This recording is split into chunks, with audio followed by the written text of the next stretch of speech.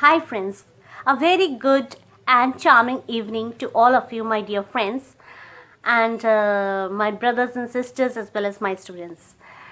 Today I'm here to discuss about a very important sonnet number 116, to you by a very important person. Yes, he is not only an important person in our eyes but also a very important poet, sonneteer, national poet of England, universal poet in our eyes, dramatist, actor. Yes, I'm talking about William Shakespeare. William Shakespeare, the Bard of Avon of Elizabethan time period. Okay. Shakespeare is an universal literary man. He is a man of not only a town, he's a literary man not only of town but also state, society, being, country, and each society, being, country, and everywhere. Yes, he just presented to us what is literature. He just give enough space to understand the spacious meaning of literature. His every work has been translated into every languages, okay, of Indian languages, not only Indian languages but of any foreign languages, every foreign languages. Yes, and his dramas, he's a great dramatist indeed. His dramas, his Elizabethan dramas was considered, was reinterpreted, was studied frequently. Yes, his dramas later had been categorized into various genres. That means he had written the dramas like historical drama. In historical dramas, he had written various plays like Henry IV Part 1, Henry V, Richard III, Richard II, King John, etc. In tragedies, he had written Macbeth, Othello, Hamlet, King Lear, etc.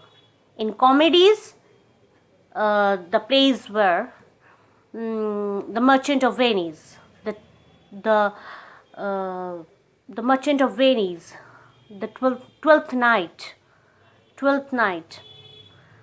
The Much Ado About Nothing, Midsummer Night's Dream,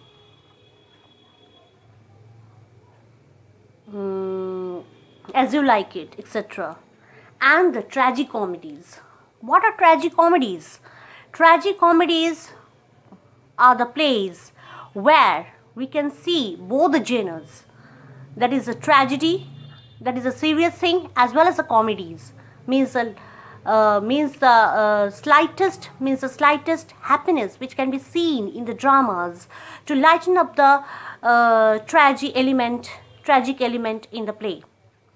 That means the serious dramas which ends up in comedy, in a happy ending. That means happy ending. And the examples of the tragicomedy which he had written were the plays like, and the romances like the Romeo and Juliet,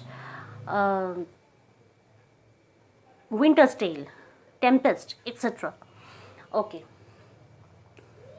Now, I'm going to describe the sonnet Let Me Not to the Marriage of True Minds 116 sonnet towards you. Okay. What is a Shakespearean sonnet I have already told you in my previous video. So I don't want to tell you once again here. So please get it. I want to analyze I am going to analyze the sonnet meaning by meaning, line by line. Okay. Let me not to the marriage of true minds admit impediments. Here in the first quatrain. What is quatrain? Quatrain means lines of four lines. In the first in the first quatrain, what did the poet say? What is the poet saying? Yes, let me not to the marriage of true minds admit impediments. Okay. Means marriage of true minds. True minds means true soul. That means whenever there is a marriage of true minds, there is no hindrance. Hindrance cannot be seen there. Should not be seen there. Okay. Because there are two soul love each other, and there is no question of hindrance come over here, come over there. And it is heavenly. It is one kind of bliss. It is kind of heavenly bliss, and it is one kind of God's interference. It is one kind of God's blessings. Love is not love which alters when it alteration finds. In the first quatrain, what he wants and makes us understand is that what is true love. True love, according to him, true love is not love which alters when it alteration finds. Means it doesn't change. When the change happens to come over before them, yes, the alteration doesn't happen naturally. Okay. And or bends with the remover to remove, means no one can remove it. No one can remove the true love of true minds. Or oh no, it is an ever fixed mark. And in the second quatrain, what he is going to say, please concentrate on it. Oh no, it is an ever fixed mark that looks on tempest and is never shaken. It is an ever fixed mark, means it is like a north star. Here it is given a metaphor. It's a figure of speech had been used here by Shakespeare. Oh no, it is an ever fixed mark. It's an ever fixed mark in the sky that looks on tempest, that is not susceptible to the tempest, and is never shaken, and has never been shaken. Okay, it is just like a tight rope, tight bindings. It is a star to every wandering bark, to every wandering ships. It is a star to every wandering ships. It guides every ships to their certain destinations. Whose words is unknown, means the true love's words, the worth of the true love, the importance of the true love is unknown. Means it is a very mysterious, but it is very important. It is having its depth, positive depth. Although his height be taken, yes, although it is situated like a North Pole star. Love is not time's fool. And in the third quatrain, what it is written? Love is not time's fool. Means no love, true love doesn't come under the time sickle bending. Though rosy leaves and cheeks within its bending sickles compass come.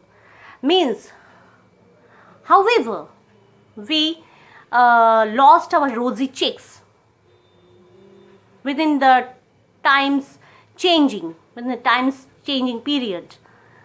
Okay, and lips and cheeks were getting old, but true love doesn't alter.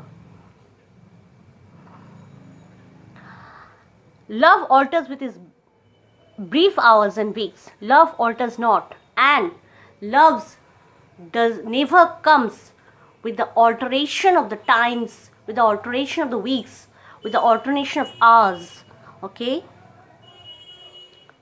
But bears it out even to the age of doom, means, but bears it out, uh, uh, but it goes to the age of doom, to the boundaries of doom, boundaries of death. Means true love never dies. True love goes beyond the boundary of death. If this be error in even upon me proved, the poet is telling that if this be error, what I am saying, if it is be error, if it is wrong, and upon me it is proved, I never writ. That means I had never written anything so many days. Okay, I had not written anything. I had written just nonsense. And nor no man ever loved. That means the true souls never had loved ever after.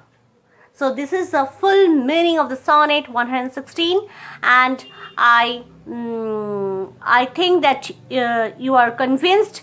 You can fully understand this. You could fully understand this meaning. Okay. Thank you. This is my today's business. So I will come again towards you and presenting towards you the new poetry of greatest man ever after. Okay. Bye bye. And love you all. Bye, dears.